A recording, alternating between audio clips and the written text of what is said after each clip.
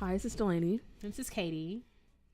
This is Classically Black Podcast, where we talk all things classical music and being black in the profession. with trap beats playing in the background. Hey, sis!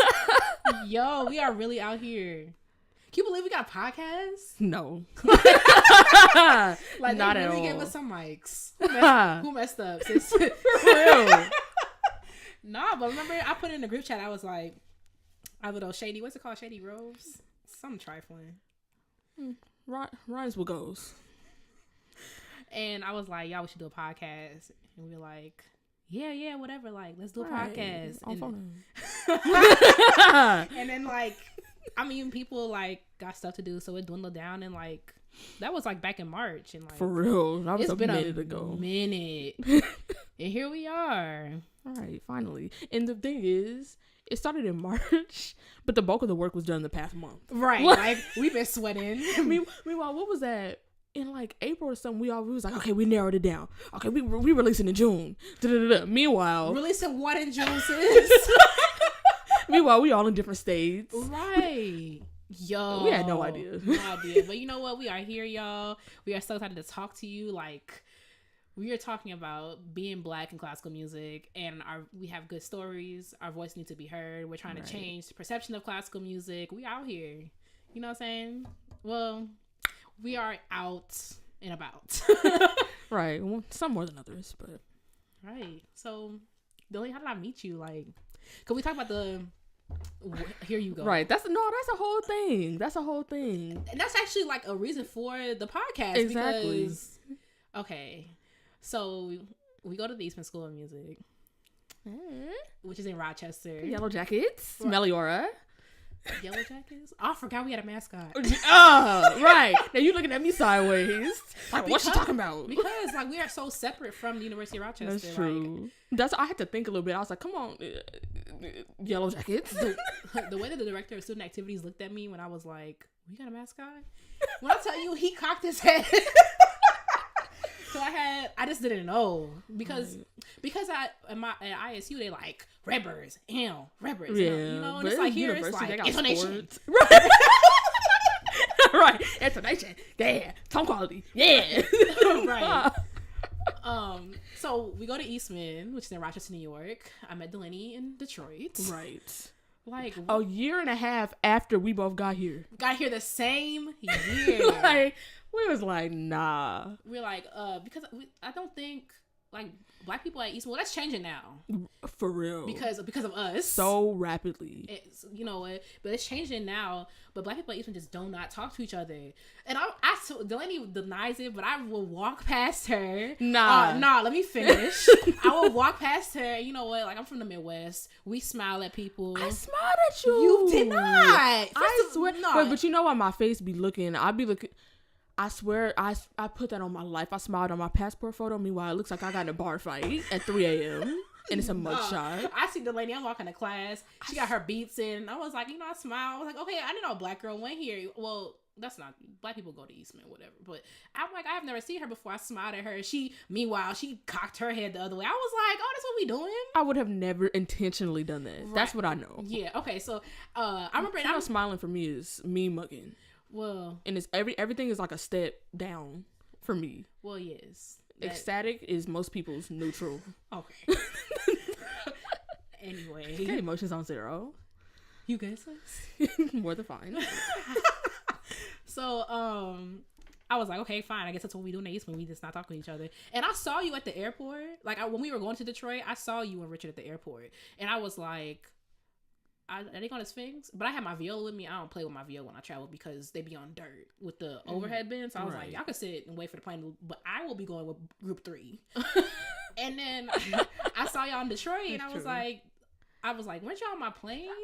And you know what? There's certain people that I know who like my friends, I don't remember how I met them, but the fact that I remember exactly like our first conversation and everything is hilarious to how we act now, because he was like, y'all go to Eastman, like we were all mild mannered, right? Now we do nothing but pipe up. Nothing but anytime I see Richard, I'll be like, oh. Like we definitely bring a little bit of seasoning, right? Maybe a little bit too much. Ooh, dang, yeah. A little bit too much. But yeah, so that's now we got a little community going at Eastman, and we trying to do things, and we're trying to spread the good word about being Black in classical music. Right. And now we got a podcast. But you know, so we talked about how like we met, but how you even start playing bass, Delaney? Like, how did that even clear his throat? Shout out to Jason.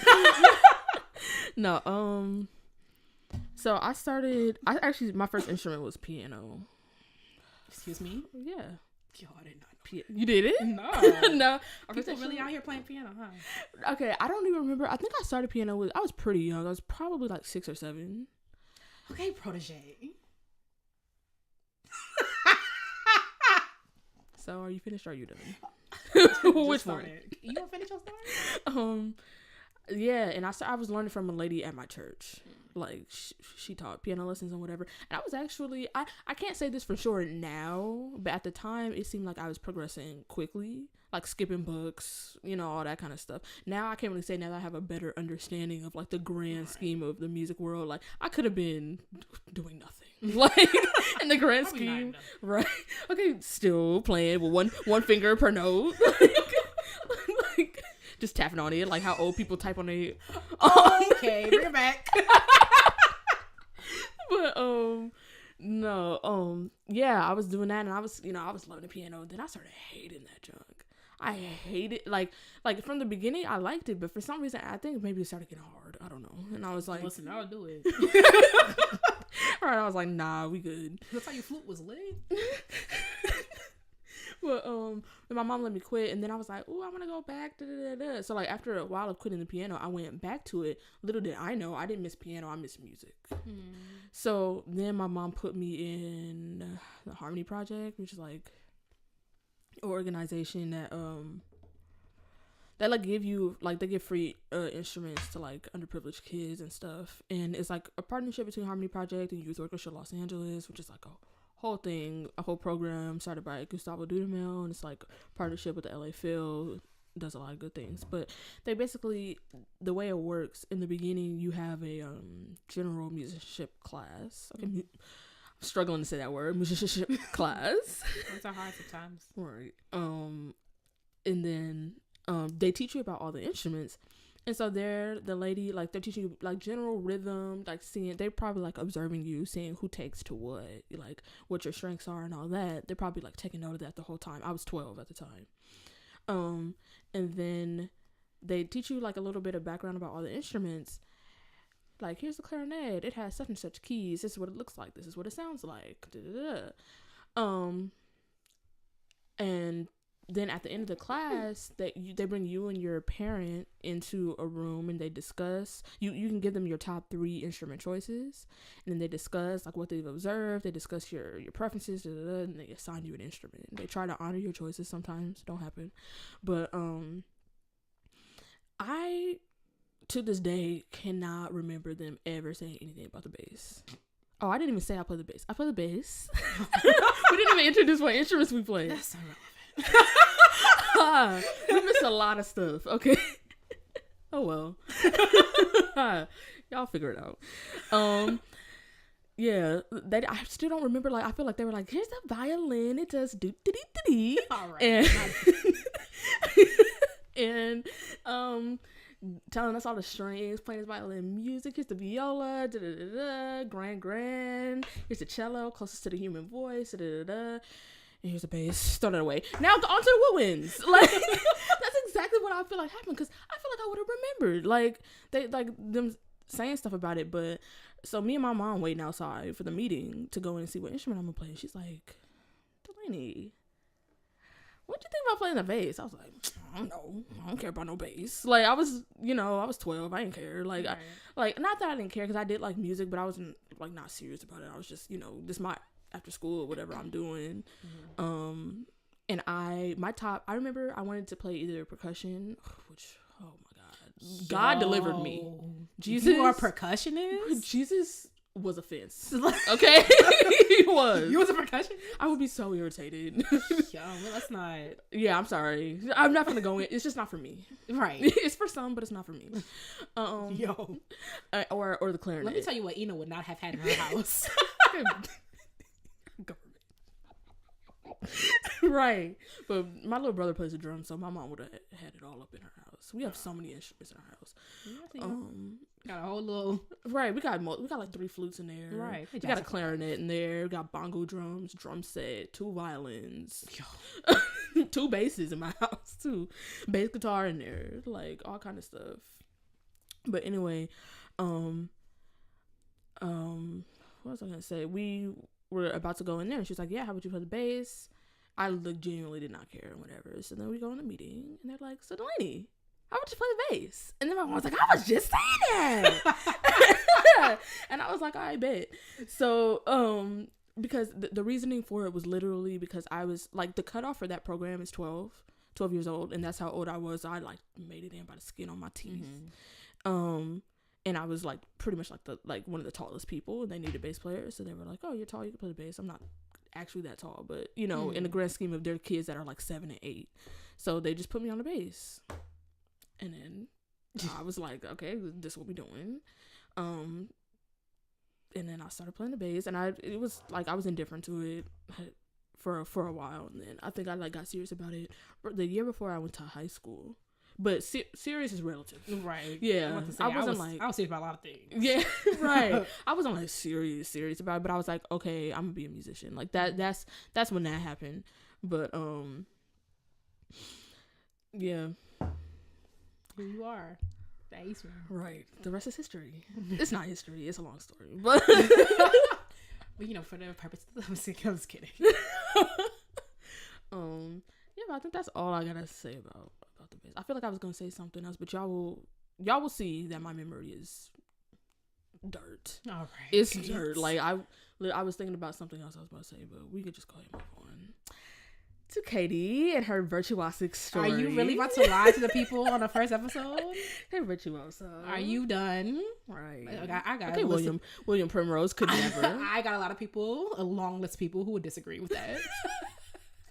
So, like Dalanie said, I play the viola, and I'm a true violist. I actually pride myself on that because I feel like the majority of violas like start off as violinists, which is not fair because I'm going to my orchestral audition, you know, whatever, blase. I'm trying to get a little seat. I'm over here a little seat, a little one. Okay, then bringing you out that little kid chair. You teetering over. I'm up against violinists who switch to viola, but you know that's neither here nor there. I ain't trying to hurt nobody's feelings. I'm just saying. So this is what happened. I was on dirt like my entire life. Like I play all day, and this has been true from the beginning. So I had a friend named Demaria, like back in the day, and she would always miss class like in 3rd grade because back when we were in grammar school, you could start viola or whatever instrument in 3rd grade, and then they changed it that year to 4th grade. So she missing class. I'm like, yo, what you be doing? Like, where y'all going? She's like, oh, we playing viola. I'm like, girl, I don't even know what that is. So the next year come around, she's like, nah, Katie, like for real, you gotta play viola. Like Mr. Janice's like really cool and like whatever. And what I'm like, I don't know what the viola is. She's like, you get to miss class. And I was like, oh, okay, bet. Like, oh, that's what viola is. Oh, like I can miss class. Like I could do that. So, but you know, I've been extra, so I signed up for viola and trumpet because I was like, why not do both? Like, who's gonna stop, right? So, so I go to my trumpet lesson first without a trumpet because I didn't know you were supposed to bring a trumpet. Then like that sound whatever they said they provide instruments for you, so I'm like, all right, where's my trumpet, mister? And he ain't have none, so I'm over here looking dumb for 20 minutes with no trumpet. So my teacher comes up to me, he's like, okay, you gotta pick. Like, you gotta, well, I'm like, oh, you know, I'm gonna go talk to my mom, see what she gotta say. You know, it was like, ain't no be no trumpet in my house. I'm like, you want to hear no bugle call in the morning? Right. So, I got pops in the morning. What's that what they call it? Pops? Right. Or what's something? No, what is it? That's gonna bother me. It is gonna bother me because I was a Girl Scout and I used to sing that junk. It's taps. Taps, yeah, taps. Yeah, when you were at camp and they pops. So I got to school like the next week. He was like, oh, I put you in orchestra. And like literally that's all that happened. Like that's really what it was. And I was doing it. I wasn't really serious. I didn't start taking lessons till 7th grade. And you know, I started taking lessons because of a fight I got into with my mom. Because I wanted to go to Blue Lake. And my mom was like, I'm not sending you. No. And I'm like, well, dang, like, well, can I get some lessons then? She's like, I'll think about it. So like that's what happens. And I was just doing it like whatever. I was good. Like in high school, everybody good in high school. I was first year, I was like whatever. So when I got to undergrad, I was like, yo, y'all can't touch me. Meanwhile, they touching all over you. Dead last chair. Famous last words. Literally, I was dead last. But you know, I worked hard after I got out of my feelings, and you know, people took interest in me. And right. Undergrad where? What undergrad where? Illinois State University. Go Redbirds. Right. So I just realized we didn't make that. Oh shoot! I'm we a said grad we both student. go to Eastman. Yeah, we both go to Eastman. Yeah, I'm a grad student. But yeah, Katie's a grad student. I'm a junior in my undergrad. Yeah, so I played. I was in my feelings for a while. I wanted to be a dentist. Cause I was like, ain't nobody doing this junk. Like, y'all got me messed up. So I was music ed and I was taking dental courses. And then, I don't know, I was like, wait, hold on. This is like really dumb. Like, this is really stupid. Like, girl, just, you know, do your music ed or whatever it is. You're going to be happy. So I dropped pre-dental late. I was in pre-dental heavy, like, through junior year. I would be in labs for 3 hours, go to orchestra right after. Like, it was heavy. Like, I was like, y'all not about to have, I'm going to be a dentist. Like, I'm not doing this. Thanks. And then, yeah, I started to get better. People took interest in me. I literally would not be here if it weren't for like a series of people, maybe like 4 people who like for real took interest in me. Because it's like, I was, you know, like when I got to ISU. Interesting. Are you done? But yeah, you know, to be interesting and, and talented. Okay, and we're gonna move on because Delaney doesn't know how to act. You play all day. But we still gotta do like, I don't know, like not a formal introduction, but I forgot to say where I'm from. Oh right, my age. Go ahead, take it away, sis. So as I said in the beginning, I'm Delaney. I'm 19 years old. We giving ages out? Please respect my privacy at this time. You don't have to give your age, but like that. Well, I forgot to like. I'm old, sis. You're not even that old. I'm old. Yeah, you kind of old. No, I'm just kidding. No, people probably think you 40. Meanwhile, you nowhere near. Please respect my privacy at this time. Right. Katie took a 30-year hiatus after her undergrad, and now she's here at Eastman, age 50. Right. Ain't nothing wrong with that, by the way. Nothing at all. Like I wasn't trying to look. Get it how you live it. If you can afford to go back, you got that time. Like go ahead and. It's amazing. But 19. I'm from Los Angeles, California. But more specifically, if you know like Los Angeles area, I'm from Inglewood. Oh. Inglewood. All right. What? I'm just listening. Okay, Inglewood, up to no good.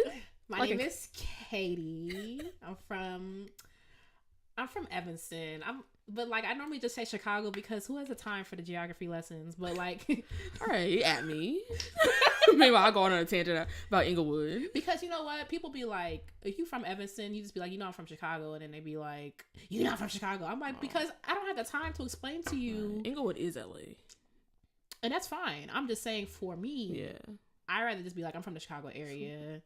I went to Illinois State University, go Redbirds. Now I'm at Eastman. I'm out here trying to make it, trying to play soon. Okay, let's move on. You got news, sis? Kind of. Not really like, I know it's fairly recent news. It's from a couple months ago. It's from August 1st, 2018.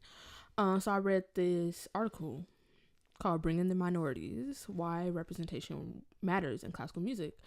And I'll link the article in the description.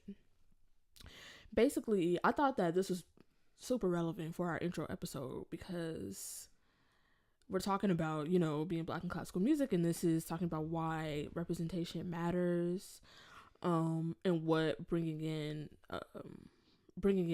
people of color to the classical music field like does for us or whatever.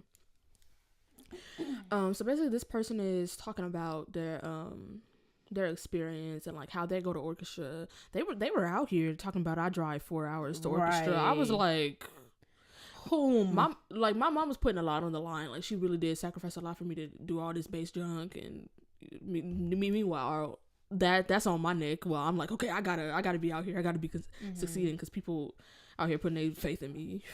Well, we all make mistakes, but okay. But yeah, but talking about driving 4 hours to orchestra, Like, yo, like that. My mom was like, y'all got orchestra at school, don't you? Right. Nah. They was deep in it, but they like were coming across people who were like had never had a black friend before, which I've been there.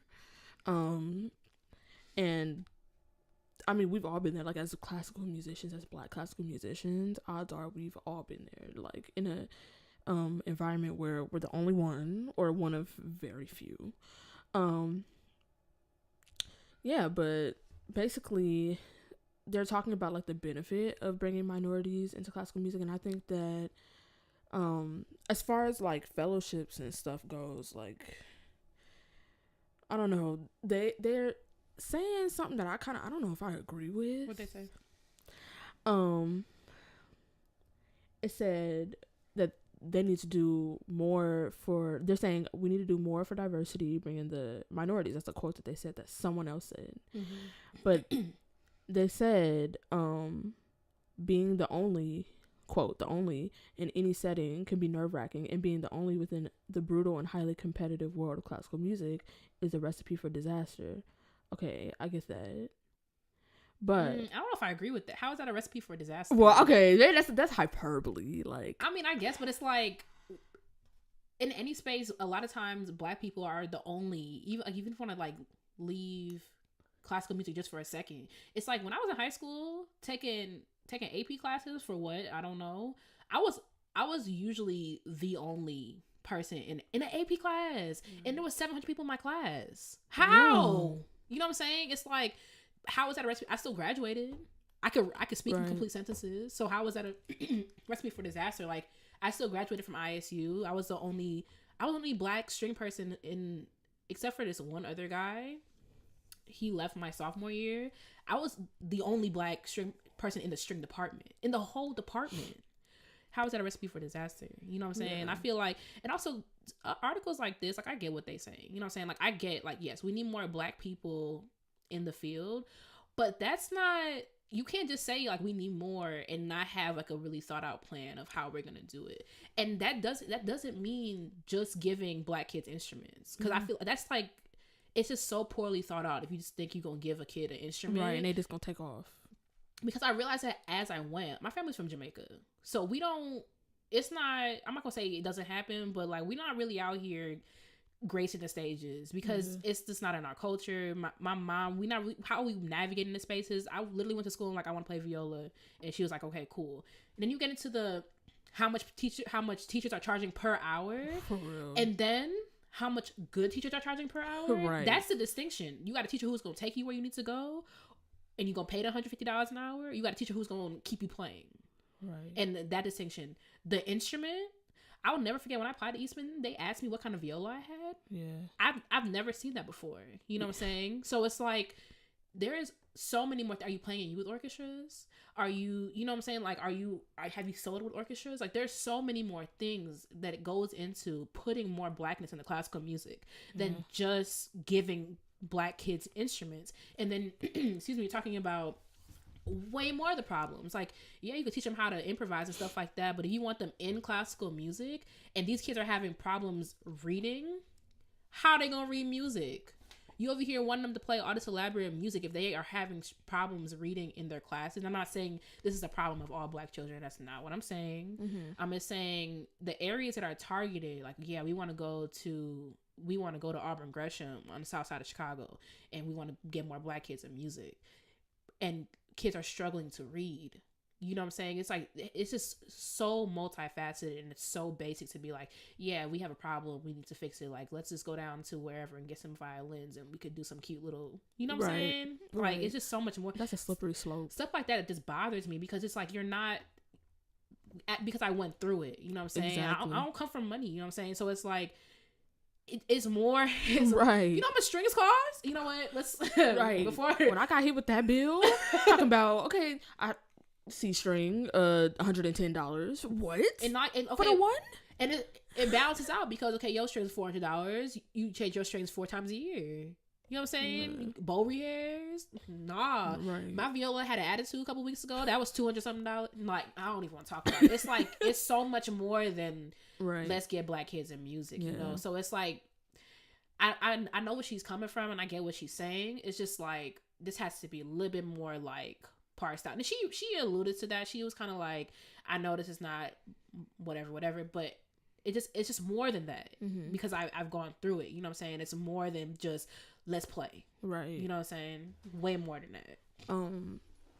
And all that stuff that you was talking about school and stuff, I just want to clarify that, you know, Katie could pipe up on stuff like that. She's about to have, no, I'm saying you're an educator. Like, you did your undergrad in music ed. You're doing music ed and performance ed. Like, I can't be like, oh, I know, but like, not only, like you were saying, you went through it, but also you've seen it from both sides as an educator and as a student. But now I'm looking at this article right now, and I'm seeing the part that I was looking for that I really was like, you good, sis? She's like, she was talking about Chineke Orchestra in Europe, in London, I think. And it was saying like, it was talking about organizations similar to that where like it's for black musicians.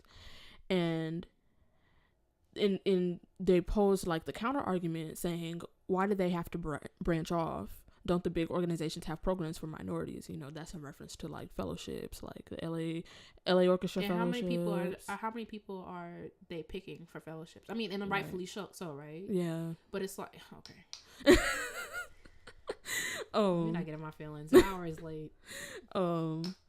And then they go on to say, this is true. There are many branches in the mega organization tree, specifically for minorities, but there's one thing that we need to remember. Being a branch or another side project is demeaning for anyone, including minorities. I personally want to see them as their own independent trees. Yes, they may struggle in the shadows of bigger trees, but with perseverance, support, and a bit of luck, they can too be mighty oaks in the world of arts. I was like, you're not finna come for like these fellowships and whatever. Like, these are great opportunities for us. This is for someone like me who can't be up under the principal to the New York Phil because I don't got money like that. Get this fellowship and play for him. You know. But also, I see what she's saying. I think what she's talking about also is like, okay, you got organizations like Gateways and stuff like that, where it's like why really good players, right? You have this amazing orchestra, and it's like they might not be, you know, they might not stand up to like the CSO or whatever, but like they're still great because of what they do. I think that's like, I think also like, I'm saying why not both? She's saying this, they literally use the word demeaning. It says being a branch or another side project is demeaning for anyone. You think it's demeaning to go to Gateways or not Gateways, because Gateways is separate, but like say you get the LA that fellowship that LA Phil has, and you out here stipend, medical, all of that, you playing in the LA Phil, that's demeaning. Because like, no, you like that's what people don't understand. This is the same thing that happened like when people talk out their neck about affirmative action, like they're just picking any old body. Right. Like the people that get these fellowships, they are playing circles around other people. My friend got the LA one. Like, when I tell you, I still be like, it's unreal. Not even with the school with him. Like, that's just insane. I was like, I don't know about demeaning. Yeah, I mean, I see where she's coming from, because it's like, it's like that you only got that because you black, but that's the point. Like, that's literally the point of like what it's for. You know, people be loud, sis. I don't know. I just not gonna be. If I get one of those, I would not be holding my head down. You know, like I don't think that people see it like that. Like, as another side project. I don't think they do. And I think you could find evil in anything if you look for it, because you know orchestras get funding to have these projects, right? But you know, I don't know. I think having programs like this just so we're addressing a problem, and someone has to start somewhere. Right. You know what I'm saying? And like there's gonna be other solutions and other solutions as we keep going. So I don't know. I just think like I'm just like, why not both? I don't think that one. Oh, let me rephrase that. I think that like things like Gateway, Sphinx, Chineke, all like things like that, Black Opal, or Black Pearl. Okay, I'm throwing out any kind of gem, like okay, Black Diamond, Black Amethyst, Black Diamond for the strip club. All right, moving on. I wouldn't know, but we see how Katie spends her weekend. Okay. Okay, Viola not working out. You good, sis? I am great, sis, because I'll be right here at the house. But I forgot what I was saying. Because it was probably something trifling. You were saying why not both? Yeah, I don't know. I just feel like the way they phrase it. This is another thing about me. I think that what you say is just or how you say something is just as, if not more important than what you're saying. Mm-hmm. Like my mom has like always told me you can say anything to somebody if you say it right, which I don't, not anything. Like, but do not come from my mama on the air. Like, no, but I get what she's saying. Like, if you could say something, and this has happened multiple times, and people get annoyed with me, but you could say something that I completely agree with, but you word it wrong, and I'm like, I can't, like, I know what you mean, but you got to rewrite that in order for me to get behind it. Mm-hmm. So I just think that was something that rubbed me the wrong way. But when I was reading this article, I've got some tea. Meanwhile, I'm 3 years late. Talking about this thing that they mentioned happened in 2015, which I had no idea. But then again, what was I doing in 2015? I was a junior in high school. Please check my privacy at this time. Meanwhile, Katie was okay. What happened in 2015? Getting her AARP in the mail. You not gonna tell her old drawer? I'm 25. Right. Meanwhile, they're like, oh, we just thinking 73. Like, because when we talk about AARP, I'm just old, sis. My bones be hurting. It's like, nah. Same. But, no, but I'm reading this, and it's talking about in 2015, Anna Kiko Myers tweeted using the hashtag reverse discrimination, which y'all be so loud, right? Oh, meanwhile, my God, I was just at EMF, and she played with the festival orchestra at EMF. Did. Had I known, I would have been looking at her sideways the whole time. Y'all love some problematic people in classical music. Right. Just because she could play, there's other people who could play, right? Meanwhile, we still programming Wagner, but that's another right. That's another conversation for another day. Right. Y'all love some reverse discrimination. Y'all just, that doesn't, okay. I don't even know where to start because, you can't make sense out of nonsense. You know what I'm saying? Right. So I'm over here befuddled. Right. I'm over here looking, maybe she did it, like, when, that gift that be going around, like, with that lady inside of math problems going around. Right, she's looking around. Right, that's me, like, let me see that. And then I'm like, then it all clears up, and I'm like, it's nonsense, and you can't make sense out of nonsense. You can't. You just can't do it. You just cannot do it. It's impossible. But I'm like, oh, I leaned in because I was reading the article, and I was like, oh, did she now? Are white people really out here thinking that if a black person gets something, it's reverse discrimination? If something is meant only for black people, it's reverse discrimination. Like, white people are really out here feeling oppressed. They will get on their laptop, say all that, and then go right back to their all-white university and be like, oh, what class are we doing today? Meanwhile, you never, ever, ever, ever, ever once looked around your school and wondered why there's only 3 people that look like me. Reverse discrimination. But she did this in response to Chineke Orchestra, the one that I mentioned earlier. She was like, they posted something. They had just started up at this time, I think. And she was like, I wonder if you have to be black to solo with this orchestra. Hashtag yes. You gotta be competent, sis. In order to be competent. And you must be black. You know how important stuff like this? I was thinking about the other day. I was like, when we had some type of function, it was like after our game night, and I was like, I can't believe I spent the majority of my career as a violist thinking that I was out here by myself. Like, I really thought like I was doing something special. I really thought like you are. Like, no, but you know what I'm saying? Like, I thought I was like a rarity. And It's like, we still are, like, when you're a black violist, you're a black classical musician, you're still rare. But it's like, there are people out here fighting the fight with you and doing these things with you, Right. and they're good, Right. and they play well, and they play better than some of y'all. You know what I'm saying? And it's like, it's just so important for that. So yes, you have to be black, and it's not reverse discrimination because you can go to any concert hall and see your people. Right. Go to any. You and Akiko Myers, by the way, in case you didn't know. You can go to anyone. Chicago Symphony. Right. You have no shortage of jobs. Bowling Green Symphony.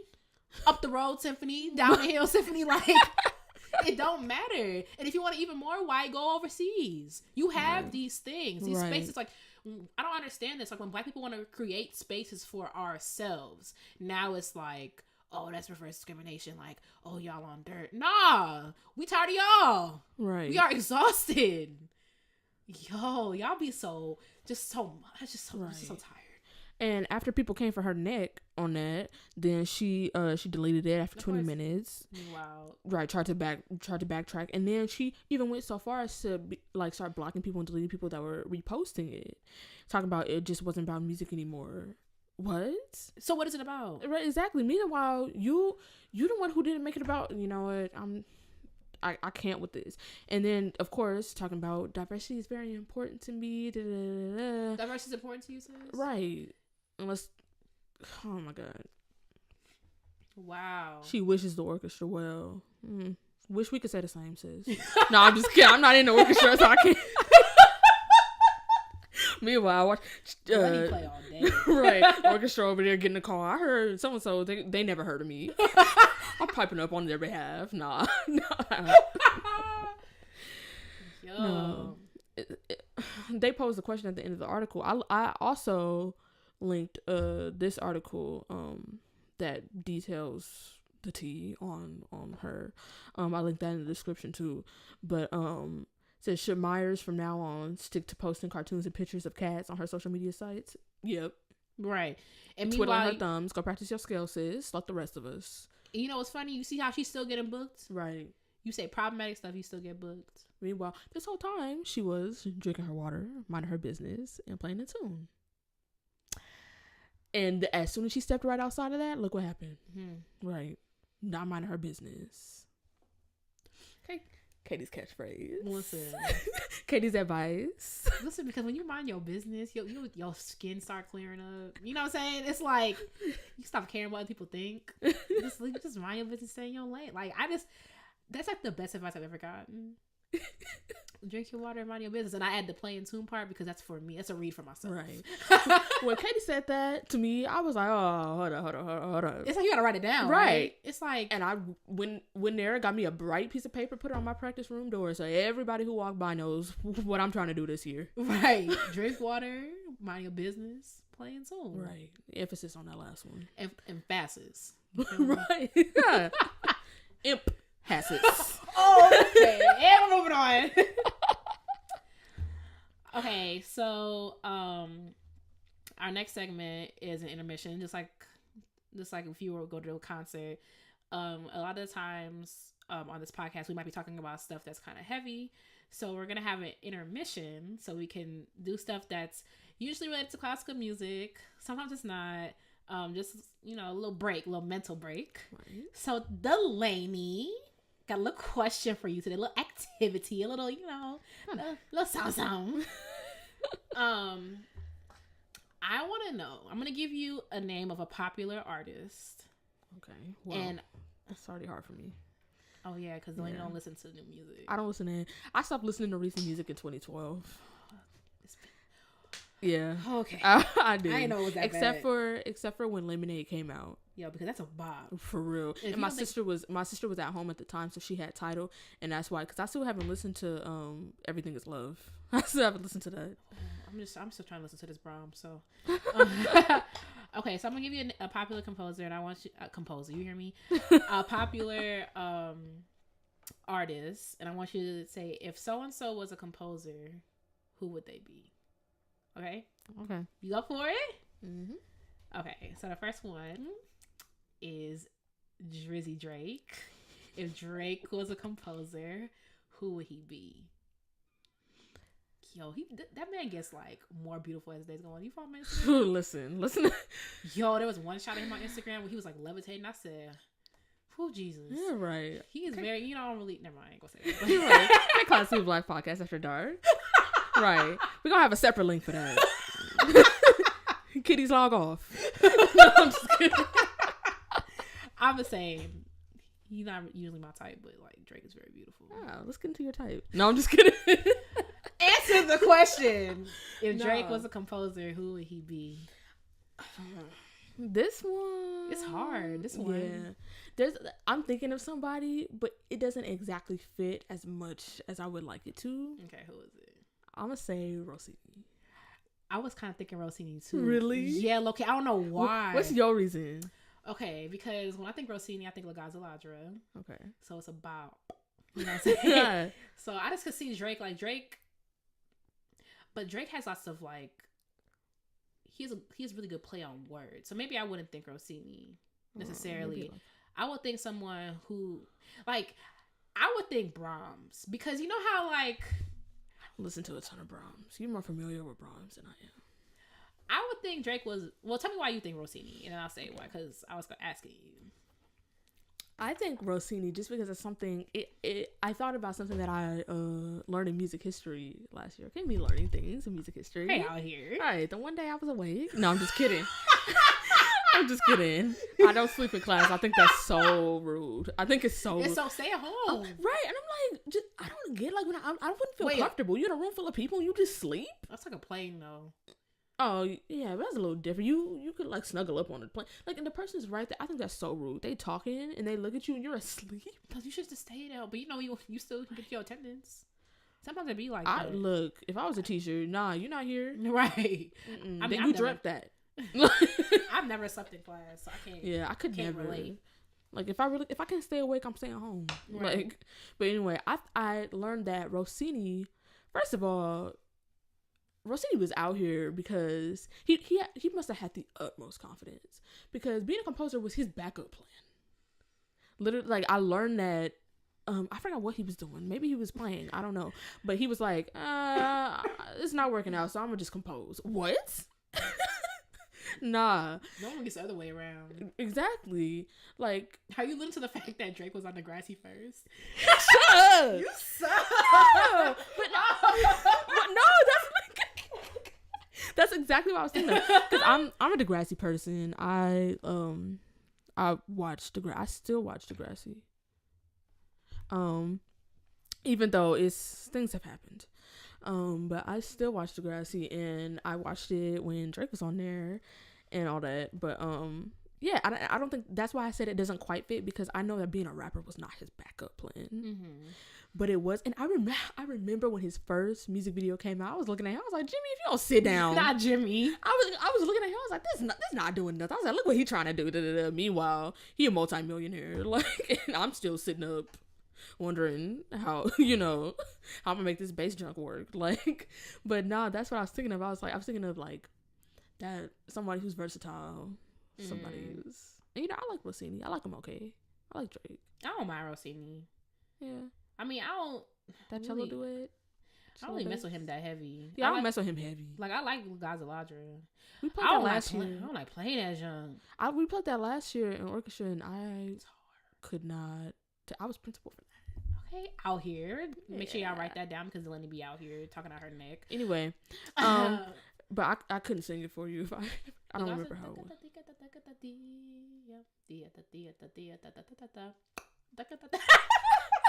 But that jump, Melissa said started up. I said what? Okay, I think Drake has really great play of words. Okay, first of all, I'm easily impressed. So people know this. But okay, Drake has good wordplay to me. Like, he says stuff and I'll be like, oh, what? Oh my god. Like, even like dumb stuff, I'll be like, that was clever. Like, when he was like, you trying to check, this is real life, people think we're playing chess. And I was like, you checking chess? Like, that is amazing. Or like when he was like, I told you about the thing with the piano, when he was like, these for my people that call up Fernando to move a piano, cocaine, keys, like, that is like dope. So Brahms like has such like attention to detail. Oh, he does. Like, everything is thought out, which is why the Second Symphony is such a disappointment. But anyway, wow. But it's because everything, it's like no one is no one's left out when it comes to Brahms. It's like everybody is integral. Like everybody is playing their part, even if you do. You know, it's like it's like purposeful. You know what I'm saying? So that's why I was like, okay, Drake will have to be Brahms for me. Okay, for me. Okay, number 2, Beyonce. Okay, B once. You are Beyonce. So aggy. What? B once, B twice, B 3 times. Love Beyonce. I am gonna say Beyonce is Tchaikovsky.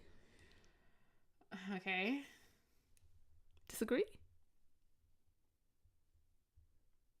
Yeah, I mean, go ahead.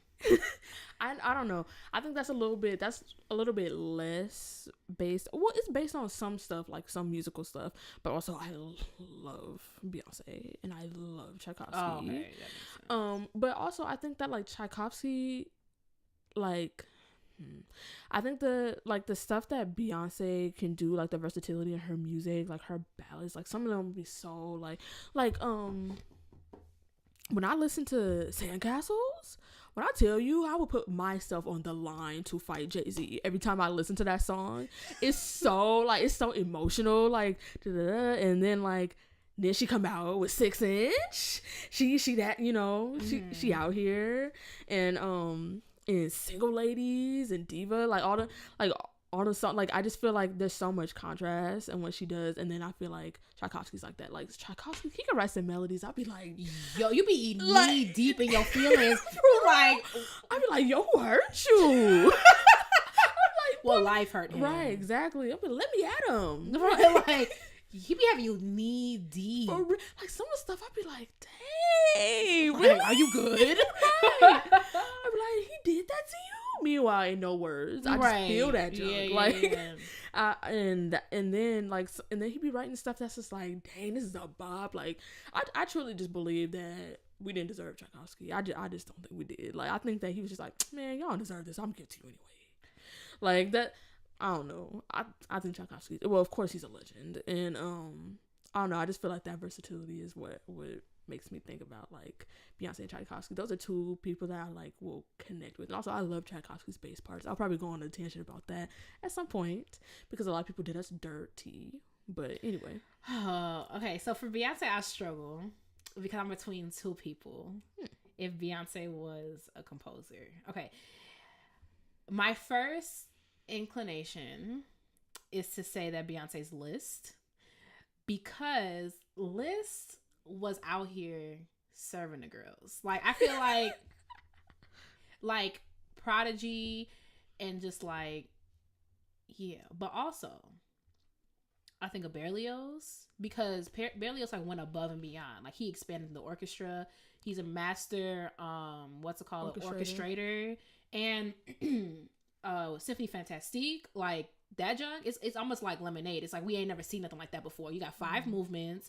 It's programmatic. You're taking us through something, and like everything's thought out. He takes a Dies Irae, he puts a twist on that. So and Beyonce does that. Like, and even though like Berlioz wasn't really appreciated while he was around, you know what I'm saying? Like he really like made an impact. He's like, you know, like we will always remember Symphony Fantastique, you know what I'm saying? Mm-hmm. And also some of his stuff wasn't understood. Like, bro, it's okay. We peeped your viola concerto, sis. It's okay. We like it. You know what I'm saying? Like, Paganini was like, it's not hard enough. And he should have kept that energy, because now you got people like Bartok coming around writing whatever. Right. But I digress. Not all of us are going to be dislocating our 4th finger to play your caprices. Right. Paganini talking about, Paganini literally, he's so rude talking about, I ain't playing that junk. It's too easy. But we see you. You know what I'm saying? It's like in Beyonce, you know, I'm not in the Beehive, so I don't stand for her, but I don't understand how could you not? Like, what? Because I have things to do, notes to learn. Okay, but it's not time consuming. I don't have the attention span to stand. Nah, you stand for Cardi B. I love Cardi B. I don't stand for her. You have used okay.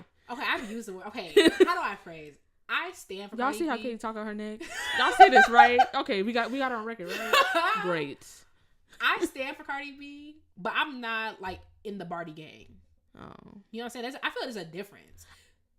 I guess, yeah. I think there's a difference. I mean, when you say I'm in the Beehive, like I'll be like, yeah, I'm in the Beehive, like, but I'm not going like Beyonce. Have you met the Beehive? You can't casually be in the Beehive. Yeah, okay. Then maybe I'm not. They be anytime you say anything about Beyonce. Yeah, I mean, I'm not about to tolerate no Beyonce disrespect, but I'm not gonna be in like when she came out when all that Becky with the good hair stuff happened. It was in everybody's mentions when who they thought it was and putting bees under their photos and threatening people's lives. Like, I'm not gonna do all that for what? Yeah, like nah. But when you were talking about Berlioz and like him like being a trendsetter and all that, it kind of made me think of another possibility for Beyonce. If I think about her life in the grand scheme of things, what her life and not his life, the composer. I was thinking Beethoven. I almost thought about Beethoven because of that Ninth Symphony. I was like, Ninth Symphony is Lemonade, but also. But maybe not Lemonade, but the concept, like the visual, like yeah, because Lemonade was a surprise visual album, and then she came out with Daddy Lessons, and everybody's like, oh, I didn't know Beyonce could sing country, and then like the versatility of everything on that album, like there was so many different types of songs. I just don't like Beethoven's one of the.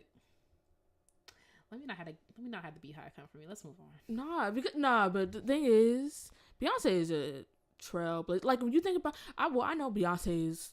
Like where she like came from and all that. Like Beyonce was out here like 6 and 7 years old singing working. You see all them flashback videos of when Destiny Child, they all goofing off. Beyonce, she 18, like nah, we gotta get this work in. Beyonce does everything herself. She gotta remind herself to put her to give her people work, because she like to give her people breaks. So she like, nah, we doing this, like do she produce her own stuff, do all that. Like I don't know. I mean, Beyonce, whether people like her or not, Beyonce's a legend. I mean, I don't get why people don't like. People don't like it because most of the time they're contrarians. People who just those coffee bean over Starbucks people. Just because Starbucks is popular, they be like, I prefer coffee bean. Good for you. What is coffee bean? It's like no. Okay, my personal favorite. Like I don't know why I like them so much. The Migos. I just love them. They are just everything. Okay. You don't have to remind me. They have a popular song. Okay, they have several. What's like the one? There's one. I will recognize it if you sing it.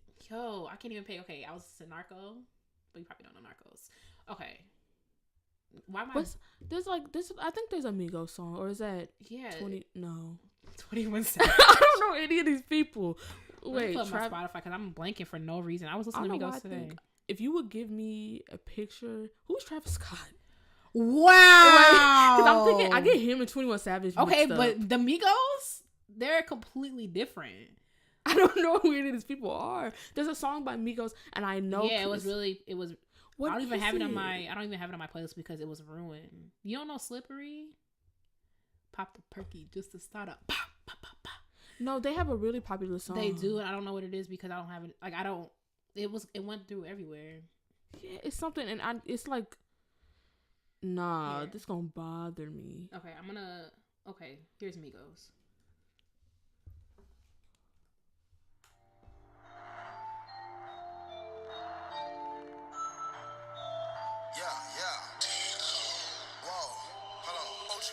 Bad and Bougie. It's Bad and Bougie. That's the song. Bad and Bougie. Picking up double the Uzi, yeah. Yeah, okay. Because I was like, I know, there are certain songs, if they're really, really popular, I am bound to have heard them somewhere. Yeah. But like, the internet ruined Bad and Bougie. I don't even have it on my playlist. And I got their whole album. Because there's some stuff. Oh, I also know Walk It Like I Talk It because you play that in the car. Walk It Like I Talk. Is that how it goes? Yeah, I play that before my lessons because, sometimes you need a leap of faith. Nah, but if you walk it like you talk it, because you talk yourself down. So don't walk it like you talk it. All right. Me in front of the world. Talk it like you walk it, sis. Migos. Who would Migos be, sis? Back on track. What you think? Okay. So for me, I think Migos would be bocking them. Because it's like literally like, okay, Migos, they mind their business, they do their own thing. Now, it's not really fair to like equate Quavo to J.S. Bach.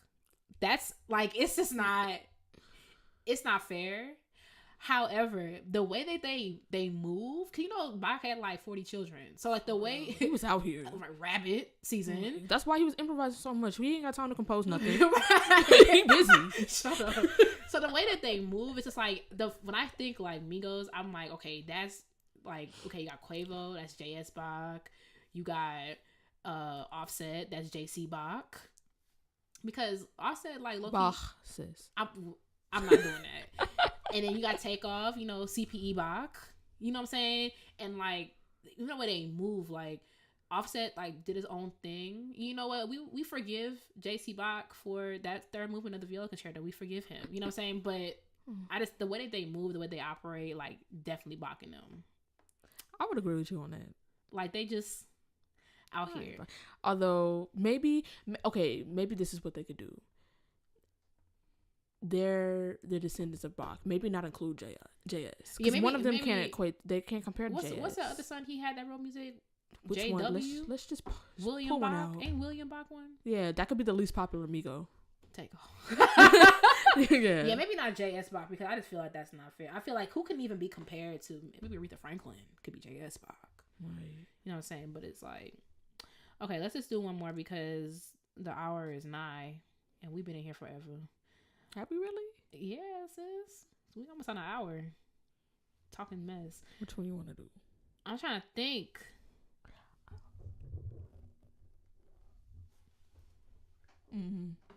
Okay, so we gonna do one of my most favorite rappers, like Young M.A. I live for Young M.A. because she is the epitome of what I try to do. She just minds her, but she don't care what none of y'all have to say. Right. She literally don't care. She gonna be out here. She got her plaits in. Right. And her tube socks. Hey, Felicia. She... Okay, who Young M.A.? So, just so y'all know, I listened to my first 2 Young M.A. songs literally right before we started recording because I was like, dang, I forgot. Like, some of the people obviously like Beyonce and Drake, like, I know, but like other people, like, you know, Migos. Yeah, she had no idea who Young M.A. was. But no, I've heard of because of the read. You know, Crystal loves. Because what is not to love? Ooh, like she's so black. No, but just so y'all know, and it's actually, I'm glad that someone actually came to me at the time. Let's see what you think. Okay, I would say Schubert. You know what's crazy? I gotta stop hanging out with you so much because let me tell you why I thought Schubert too. Oh, I'm curious because we gonna ignore the fact of how Schubert died, but. For real? How Schubert died. I told you, music history, right over my head. Schubert, well, you know, it's not. We're gonna leave that alone. But Schubert literally wrote music just because, like, he wrote music for his friends. Like, literally, right. Like, he's like, oh, bet y'all coming over next week. I'm gonna have some chicken wings and I'm gonna have my. Right, we're gonna put the game on. Bring out the spades. Right, we got spades. We got 2K, and I'm gonna. Not 2K. Okay, 2K 1820. We got spades, 2K. We got Henny. Henny, sis? Sure, we're not drinking no Henny and wings. We got Henny and wings. We throwing dirt right on his name, directly onto it. Wow. We got Henny and wings, and then I wrote this string quartet. Y'all want to hear it? Like, literally minding his business, and literally that's like the essence of Young M.A. Like, she don't care what y'all have to say. She don't. Like, she just, and she's dope. That's the thing. Like, Schubert was a dope composer. Like, his works are just like, yo, his Unfinished Symphony. When I tell you I stand, imagine if he had finished it. Yo, like his unfinished. I'd be like. I'll be so blown away by that first movement, and it's so simple. You know what I'm saying? So it was good. Like, Young M.A., her song, ooh, 3 O's, 3 U's. Like, she raps all the way through it before she gets to a chorus. Meanwhile, the rest of these dudes out here talking about some drop a baby on your face, blase, blase, chorus, and then ad lib. You know what I'm saying? And it's like, Young and May rapped all the way through her stuff. Like, she just, and, you know, she got the swag, you know what I'm saying? Plaits. Shout out to, you know, 4-year-old Katie, the Plaits. My reasoning for picking Schubert was a little bit more based on the music.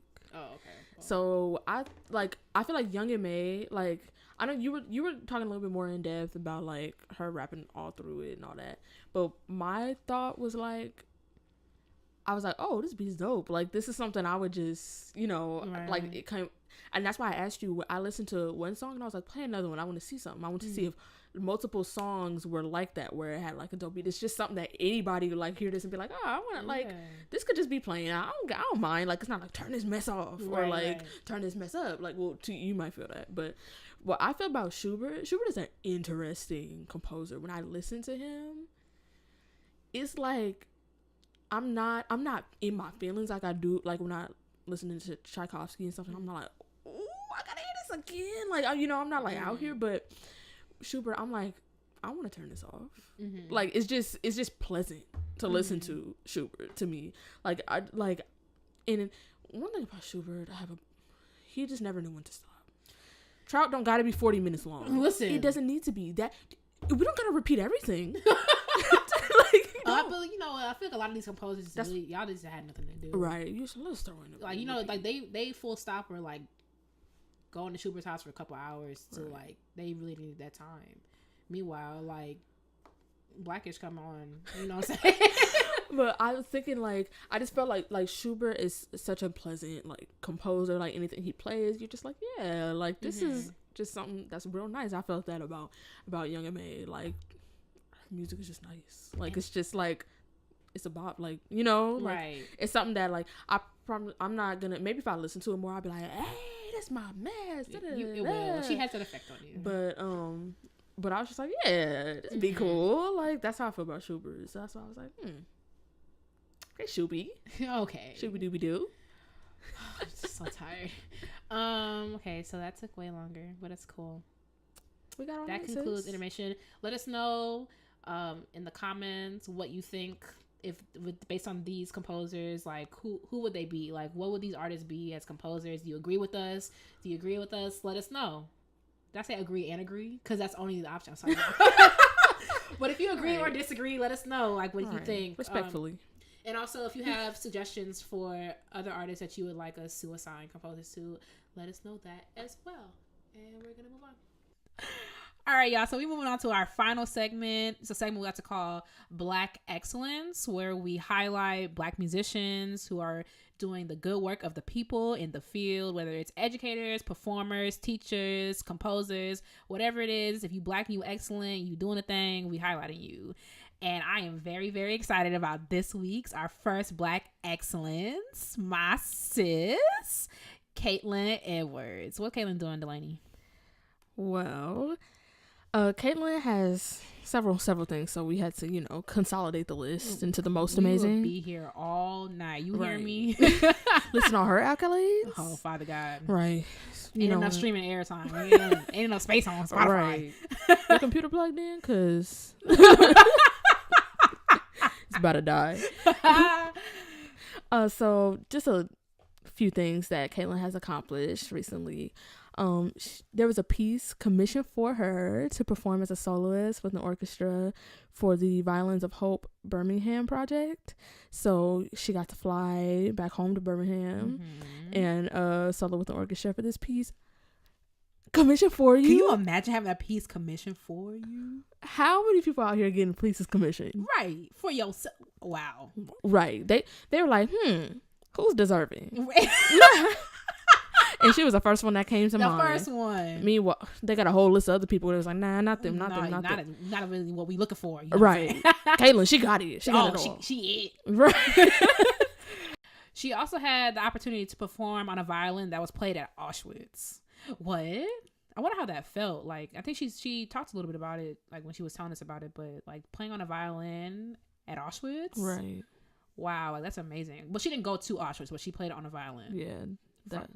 From there, and Itzhak Perlman also played on that same that same violin. Now you talk Prom and Finger Dust on the same violin. Cause let me tell you, if I ever touched the viola that Primrose touched, when I tell you I'm rubbing all down there like, please give me some intonation. Right. I remember I shook Edgar Meyer's hand one time. I was like, oh, I'm cracking my knuckles when next time I touch my bass, like, oh, I'm about to kill this. Meanwhile, nothing rubbed off. Anyway. But there's also like a video with a little bit of background on that violin, and we're gonna link that video in the description. She also performed with the Ritz Chamber Players and received their award from the Atlanta Symphony Talent Development Program. Right. Several awards. One of many. Speaking of another award. Right. She received the Rising Star Award from Gateways. Right. Flown out here. She looks so beautiful receiving awards from Gateways. Right. Wow. Star on the rise. Right. And last but not least, she was awarded a violin on loan from the Ifata Foundation, and that's gonna be on loan to her until she's 30, so she gonna be out here catch her a new violin. All right, all booming and just accentuating what she already got. Right, exactly. So Caitlin Edwards for Black Excellence. And I think the nicest thing about Caitlin, like, I met Caitlin at Gateways and we just clicked automatically, and I was like, yeah, this is my sister Caitlin. And like by the end of the time, people really thought we were related. Like, are y'all related? I'm like, no, that's just sis. Like, that's my sister.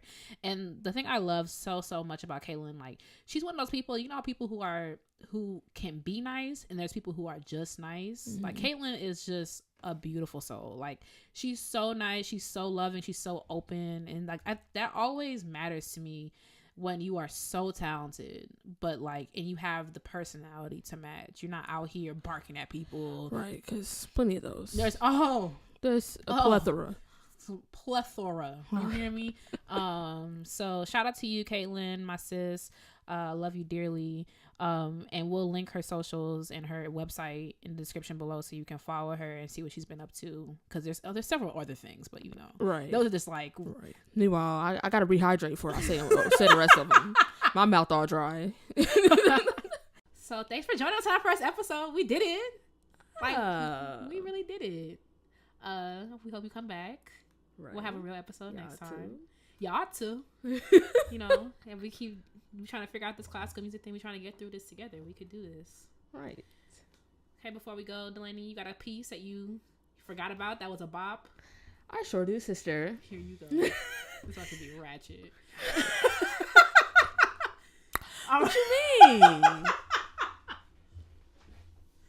So, okay. I've been talking to everybody. People probably tired of me, but I've been talking everybody's ear off about Prokofiev's Classical Symphony.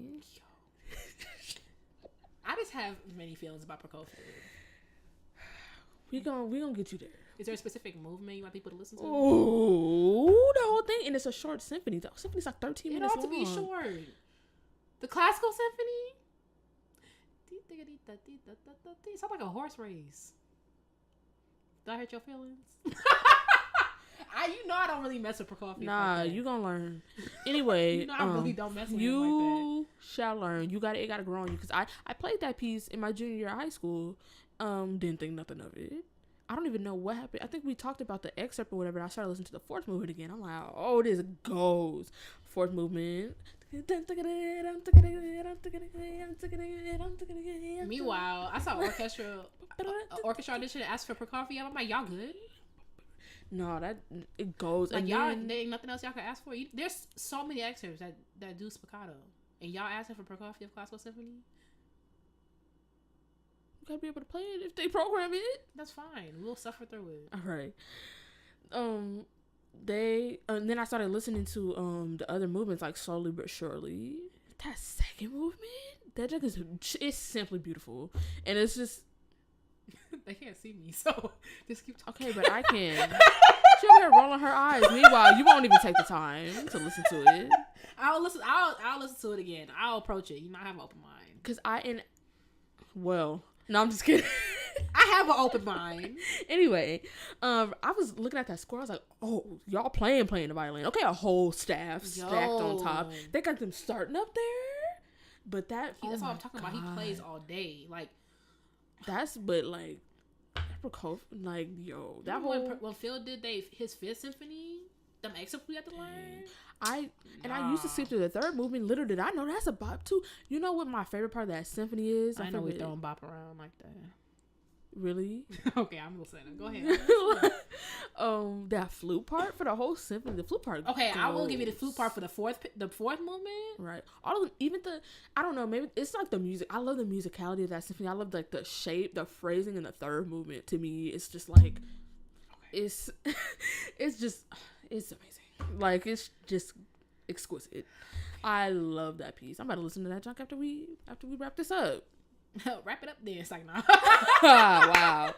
No, but that's my joint. Actually, matter of fact, I'm gonna link the recording I listened to in the description. Thank y'all for listening. Wow. Bye, y'all.